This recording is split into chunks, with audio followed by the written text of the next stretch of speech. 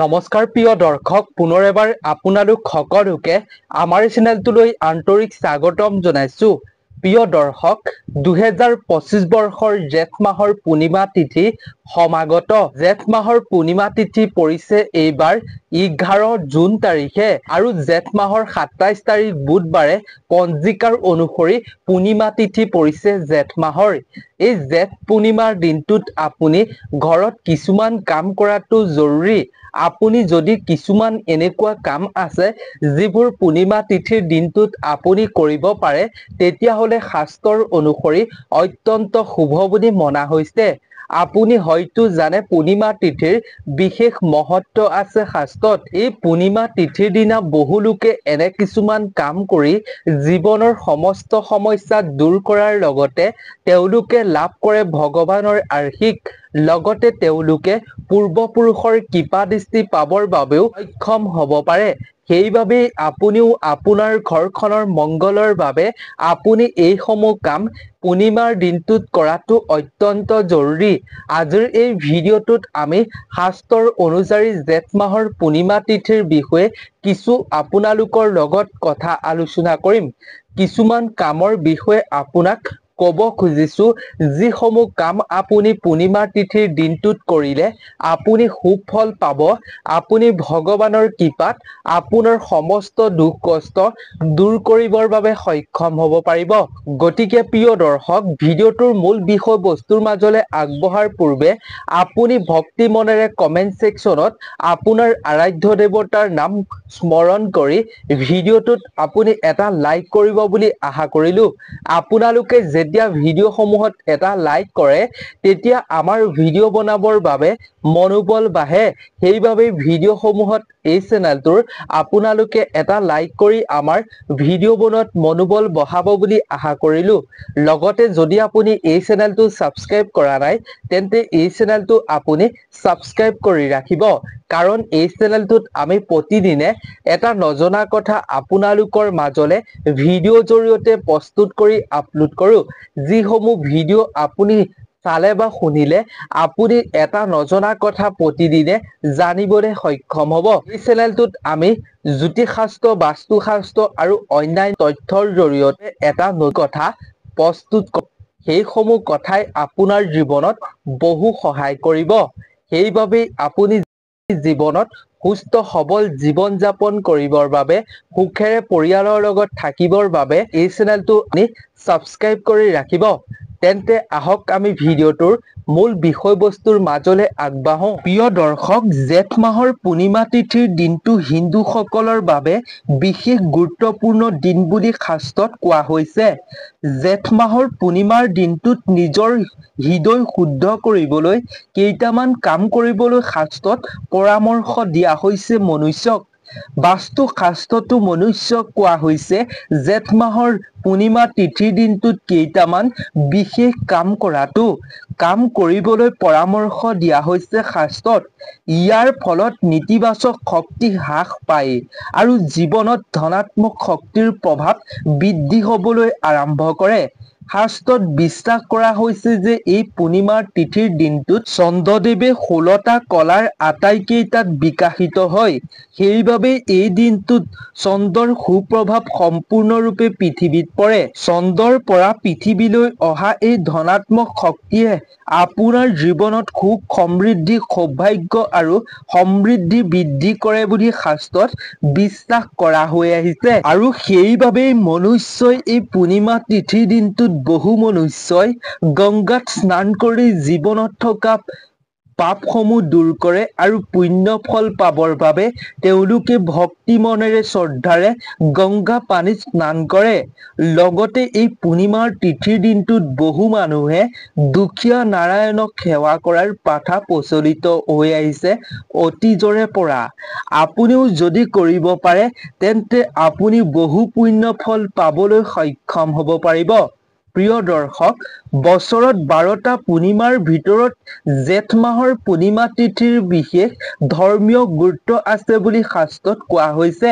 লগতে শাস্ত্ৰত উপদেশ দিয়া হৈছে মনুষ্যৰ বাবে ভগৱান সত্যনাৰায়ণৰ ব্ৰত আৰু গল্প পাঠ পালন কৰাটো হয় যি ব্যক্তিয়ে কৰিব পাৰে সেই ব্যক্তিৰ পাৰিবাৰিক জীৱনত সুখ শান্তি মুখ পথ দেখুৱাই ভগৱানে। কেৱল ইমানেই নহয়, যি মনুষ্যই এই দিনটোত সত্যনাৰায়ণৰ ব্ৰত পালন কৰে, গল্প পাঠ কৰে, মন্ত্ৰ জপ কৰে, সেই মনুষ্যই জীৱনত আচৰিত ধৰণে জীৱনত উন্নতি হয় আৰু কোনো ক্ষেত্ৰতে সেই মনুষ্যক বাধাই স্পৰ্শ কৰিব নোৱাৰে। প্ৰিয় দৰ্শক, অসমীয়া পঞ্জিকাৰ অনুসৰি 2025 বৰ্ষৰ জেঠ পূৰ্ণিমা 10 জুন মঙলবাৰে পুৱা 11:35 পৰা এই পূৰ্ণিমা চন্দ্ৰত পৰিব। পূৰ্ণিমা চন্দ্ৰত পৰিব আৰু 2025 চনৰ 11 জুন তাৰিখে বুধবাৰে দুপৰীয়া 1:13 এই পূৰ্ণিমা ৰাওনা হ'ব। উদয়া তিথিৰ মতে অহা 11 জুনত জেঠ পূৰ্ণিমা উদযাপন কৰা হ'ব। পূৰ্ণিমা তিথিৰ স্নান আৰু ৰোজা 11 তাৰিখেই পালন কৰা হ'ব। 11 জুন তাৰিখে পূৰ্ণিমা তিথিৰ ব্ৰত ৰোজা আৰু এই পূৰ্ণিমা তিথিৰ সম্পূৰ্ণ নিয়ম পালন কৰা হ'ব 11 জুন বুধবাৰৰ দিনটোত। সনাতন ধৰ্মত জেঠ পূৰ্ণিমা তিথি ভগৱান বিষ্ণুৰ উদ্দেশ্যে উৎসৰ্গা কৰা হয়। সেইবাবেই এই দিনটোত বহু মনুষ্যই সত্যনাৰায়ণক পূজা কৰে। বিশ্বাস কৰা হয় যে এই দিনটোত ৰোজা ৰাখি সকলো নিয়ম পালন কৰি সত্যনাৰায়ণক পূজা কৰিলে আপোনাৰ জীৱনত থকা সমস্ত বাধা সংকট দূৰ হয় বুলি কোৱা হৈছে শাস্ত্ৰত। তদুপৰিও বাস্তুশাস্ত্ৰত মনুষ্যক উপদেশ দিয়া হৈছে এই দিনটোত কেইটামান সাধাৰণ কাম কৰিলে আপোনাৰ জীৱনত আৰ্থিক সংকট দূৰ কৰিব পাৰিব। লগতে গ্ৰহৰ দোষৰ পৰাও আপুনি মুক্ত হৈ থাকিব পাৰিব। কেৱল ইমানেই নহয়, আপোনাৰ কেৰিয়াৰতো উন্নতি হ'ব পাৰিব আপুনি জেঠ মাহত এইসমূহ কাম কৰিলে। আহক আমি তাৰ বিষয়ে এইবাৰ জানো। জেঠ মাহৰ আপুনি পূৰ্ণিমাৰ দিনটোত কি কাম কৰিবলৈ মনুষ্যক শাস্ত্ৰত উপদেশ দিয়া হৈছে। প্ৰিয় দৰ্শক, ইমানলৈকে যদি আপুনি ভিডিঅ'টো চাই ভাল পাইছে তেন্তে ভিডিঅ'টোত আপুনি এটা লাইক কৰিব বুলি আশা কৰিলোঁ। ঠিক সংকটৰ পৰা যদি আপুনি মুক্ত বা দূৰ কৰিব বিচাৰে সেই সংকট সমস্যা, তেন্তে আপুনি পূৰ্ণিমা তিথিৰ দিনটোত সেই সংকটৰ সমস্যা যদি আপুনি বাৰে বাৰে হৈ আছে তেন্তে আপুনি এই কাম কৰক, তেতিয়া মুক্ত হ'ব পাৰিব আপুনি সেই সমস্যাৰ পৰা। আপুনি জেঠ মাহৰ পূৰ্ণিমাৰ দিনটোত এনে সমস্যাৰ পৰা মুক্ত হ'বৰ বাবে বাতাচাৰ লগত আপুনি গাখীৰ মিহলি কৰি তাম বা মাটিৰ পাত্ৰত ভৰাই দিব লাগিব। তাৰ পিছত পূৰ্ণিমাৰ দিনা আপুনি সন্ধিয়া অস্বস্ত গছৰ গুৰিত আপুনি সেই গাখীৰখিনি ঢালি দিব লাগিব। ইয়াৰ ফলত আপোনাৰ কেৰিয়াৰত আপুনি উন্নতি দেখিবলৈ পাব আৰু আৰ্থিক যি আপুনি বাধাৰ সন্মুখীন হৈ আছে এই বাধাসমূহ দূৰ হ'ব বুলি শাস্ত্ৰত কোৱা হৈছে। প্ৰিয় দৰ্শক, আপুনি যদি আপোনাৰ ইচ্ছাসমূহ পূৰণ কৰিব বিচাৰে, আপুনি মনে ভবা কামসমূহ কৰিব বিচাৰে, তেন্তে আপুনি এই কাম কৰক। জেঠ মাহৰ পূৰ্ণিমা দিনা আপুনি আপোনাৰ আশাসমূহ পূৰণৰ বাবে জেঠ মাহৰ পূৰ্ণিমাৰ দিনা চন্দ্ৰ দেৱতাক আপুনি ভক্তি মনেৰে পূজা কৰক। পানীৰ গাখীৰ, মৌ, চন্দন, স্পেচ আপুনি একেলগে মিহলি কৰি ল'ব। আপুনি পানীৰ গাখীৰ, মৌ আৰু চন্দন স্পেচ বনাই ল'ব। তাৰ পিছত আপুনি সেইখিনি মিহলি কৰি আপুনি চন্দ্ৰ দেৱতাক সন্ধিয়াৰ সময়ত নিশ্চিত আপুনি সেইখিনি চন্দ্ৰ দেৱতাক আগবঢ়াওক। ইয়াৰ ফলত আপোনাৰ যি ইচ্ছা বা আশা আছে সেই আশাসমূহ আপোনাৰ অতি সোনকালেই পূৰণ হ'ব আৰু আপোনাৰ মনটো শান্ত হৈ পৰিব। যদি আপুনি জীৱনত চন্দ্ৰদোষ আঁতৰ কৰিব বিচাৰে তেন্তে আপুনি এই কাম কৰক। যদি কাৰোবাৰ জন্মৰ তালিকাত চন্দ্ৰ দোষ আছে তেন্তে গংগা পানীৰ লগত আপুনি গাখীৰ মিহলি কৰি জেঠ মাহৰ পূৰ্ণিমা তিথিৰ দিনটো ৰাতিপুৱা আপুনি শিৱ মন্দিৰলৈ গৈ শিৱলিংগত আপুনি অৰ্পণ কৰক। ফলস্বৰূপে ঘৰত চন্দ্ৰদোষ আঁতৰি যাব আৰু জীৱনত ধন সম্পত্তি, সমৃদ্ধি আৰু শান্তি আপুনি লাভ কৰিবৰ বাবে সক্ষম হ'ব পাৰিব। প্ৰিয় দৰ্শক, জেঠ নামটোৰ অৰ্থ হৈছে বুদ্ধি। যাৰ বাবে এই পূৰ্ণিমাৰ দিনা ডাঙৰ সন্তানে আশীৰ্বাদৰ বাবে বিশেষ শুভ হৈ পৰে। ডাঙৰ সন্তানৰ আশীৰ্বাদৰ বাবে বিশেষভাৱে শুভ হৈ পৰে এই দিনটো। এই পূৰ্ণিমাৰ দিনটোত দীৰ্ঘায়ু আৰু শক্তিৰ বাবে আপুনি এই দিনটোত পূজা বা উপবাস ৰাখি পূজা কৰাটো জৰুৰী। আপুনি দান বৰঙণি আগবঢ়াব পাৰে। পূৰ্বপুৰুষক আপুনি তৰ্পণ অৰ্পণ কৰিব পাৰে। আপুনি সন্মান জনাব লাগে। এনে কৰিলে আপুনি পূৰ্বপুৰুষৰ লগতে ভগৱানৰ কৃপা দৃষ্টি লাভ কৰিবলৈ সক্ষম হ'ব। যি মনুষ্যই এই দিনটোত ভগৱান বিষ্ণু আৰু লক্ষ্মী দেৱীক একেলগতে প্ৰাৰ্থনা কৰে, সেই মনুষ্যৰ ঘৰত আৰ্থিকভাৱে অতি সোনকালে উন্নতি হয়। প্ৰচুৰ পৰিমাণে তেওঁলোকৰ হাতত ধন সম্পত্তি সৌভাগ্য লাভ কৰে। কেতিয়াও সমস্যাৰ সন্মুখীন হ'বলগীয়া নহয়। লগতে বিবাহিত মহিলাসকলে সূৰ্য উদয় হোৱাৰ আগতেই উঠি স্নান কৰি তেওঁলোকে সাৰ পাই উচ্চমুখী সাজ পোছাক পিন্ধি উপবাস পালন কৰিব লাগে। সূৰ্য উদয়ৰ সময়ছোৱাত এজোপা বান গছৰ চাৰিওফালে গোট খাই ফুলৰ অক্ষ, হালুত আৰু চাউল তাত শিপালৈ আপুনি আগবঢ়াব পাৰে। পানী মিঠাই আপুনি আগবঢ়াব পাৰে। প্ৰতিটো বৃত্তত আপুনি কেঁচা সূতা বান্ধি ৩বাৰকৈ আপুনি গছজোপা প্ৰদক্ষিণ কৰিব লাগে। তাৰ পিছত আপুনি বয়োজ্যেষ্ঠসকলৰ আশীৰ্বাদ ল'ব লাগে। আপুনি কাপোৰ কানি অলংকাৰ এগৰাকী আপুনি বৃদ্ধ বিবাহিত মহিলাক উপহাৰ হিচাপেও দিব পাৰে। বিষ্ণু লক্ষ্মীৰ প্ৰতি উৎসৰ্গিত মন্ত্ৰ আপুনি এই দিনটোত জপ কৰিব পাৰে। তেনে ক্ষেত্ৰত আপোনাৰ ঘৰখনৰ বাবে স্বামীৰ বাবে মংগল বুলি শাস্ত্ৰত কোৱা হৈছে। কেৱল যে বিবাহিত মহিলাই এই মন্ত্ৰ জপ কৰিব তেনেকুৱা নহয়। আপুনি মা লক্ষ্মীৰ কৃপা পাবৰ বাবে, আপুনি আৰ্থিক লাভজনক হ'বৰ বাবে এই মন্ত্ৰটো যিমান পাৰে জপ কৰিব পাৰে। মন্ত্ৰটো হৈছে ওম মা লক্ষ্মীয়ে নমঃ, ওম হ্ৰীম শ্ৰীম মহালক্ষ্মীয়ে নমঃ। পুনৰ এবাৰ মন্ত্ৰটো আপোনালোকক কৈ দিছোঁ।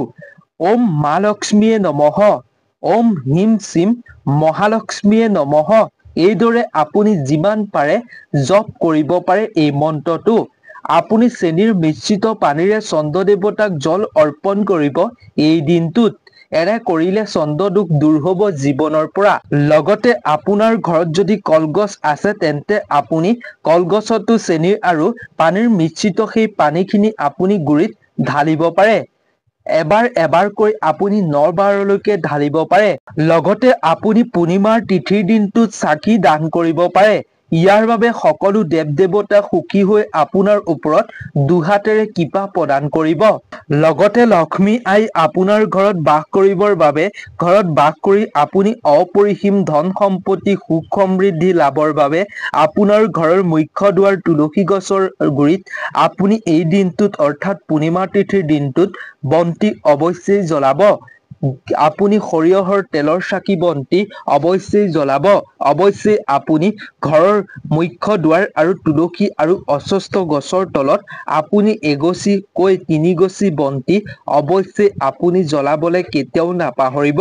লগতে ২০২৫ বৰ্ষৰ জেঠ পূৰ্ণিমা বুধবাৰৰ দিনটোত পৰাৰ বাবে আপুনি লক্ষ্মী দেৱীৰ একেলগতে আপুনি ভগৱান শ্ৰী গণেশকো পূজা অৰ্চনা কৰিব। ভগৱান শ্ৰী গণেশক পূজা কৰিলে আপোনাৰ জীৱনলৈ সৌভাগ্য অহাটো একেবাৰে নিশ্চিত। কাৰণ প্ৰিয় দৰ্শক, ভগৱান শ্ৰী গণেশ হৈছে প্ৰথম পূজনীয় দেৱতা। যিকোনো পূজা কৰাৰ আগতেই ভগৱান গণেশক পূজা কৰা হয়। সেইবাবে আপুনি লক্ষ্মী দেৱীৰ লগতে একেলগতে আপুনি পূজা কৰক ভগৱান শ্ৰী গণেশক। ভগৱান শ্ৰী গণেশক জ্ঞান আৰু সৌভাগ্যৰ প্ৰতীক হিচাপেও গণ্য কৰা হয়। আপোনাৰ সন্তানৰ যদি পঢ়া শুনাৰ প্ৰতি, অধ্যয়নৰ প্ৰতি যদি মনোযোগ নাই, তেন্তে আপুনি পূৰ্ণিমাৰ তিথিৰ দিনটোত বুধবাৰে ভগৱান শ্ৰী গণেশক আপুনি আপোনাৰ সন্তানৰ দ্বাৰা পূজা অৰ্চনা কৰক। লাড্ডু দুবৰি বন আপুনি আপোনাৰ সন্তানৰ দ্বাৰা শ্ৰী গণেশক অৰ্পণ কৰিবলৈ দিয়ক। ইয়াৰ ফলত সকলো বাধা দূৰ হৈ আপোনাৰ সন্তানে ভগৱান শ্ৰী গণেশৰ কৃপাত জ্ঞান বুদ্ধি সৌভাগ্য সকলো লাভ কৰিবলৈ সক্ষম হ'ব। গতিকে প্ৰিয় দৰ্শক, আজিৰ এই ভিডিঅ'টোত আমি আপোনালোকক পূৰ্ণিমাৰ দিনটোত যিখিনি কাম কৰিবৰ বাবে উল্লেখ কলো এইখিনি কাম আপুনি পূৰ্ণিমাৰ দিনটোত কৰিবৰ বাবে চেষ্টা কৰিব। যি ব্যক্তিয়ে এই দিনটিত এইসমূহ কাম কৰিব সেই ব্যক্তিয়ে বহু পুণ্য ফল লাভ কৰিবলৈ সক্ষম হয়। জীৱনত থকা তেওঁলোকে পাপৰ পৰাও মুক্ত হ'বলৈ সক্ষম হয়। পূৰ্বপুৰুষ সন্তুষ্ট হয় এইসমূহ কাম আপুনি এই দিনটোত কৰিলে। গতিকে আপুনি চেষ্টা কৰিব, আপুনি যিমান পাৰে পৰাপক্ষত কৰিবৰ বাবে চেষ্টা কৰিব। তেনে কৰাটো খুবেই শুভ বুলি শাস্ত্ৰত কোৱা হৈছে। গতিকে আজিৰ ভিডিঅ'টো ইমানেই আছিল। আশা কৰো ভিডিঅ'টো চাই নিশ্চয় ভাল পালে। যদি ভিডিঅ'টো চাই ভাল পালে তেন্তে আৰু 10 জন আপোনাৰ বন্ধুবৰ্গৰ লগতো শ্বেয়াৰ কৰিব। গতিকে আপোনালোক সকলো ভালে থাকক, সুস্থ থাকক, তাৰেই আমিও কামনা কৰিলো। নতুন এটা ভিডিঅ'ৰ লগত আপোনালোক সকলোকে লগ পাম। তেতিয়ালৈকে আপোনালোকৰ পৰা বিদায় লৈছো। ধন্যবাদ।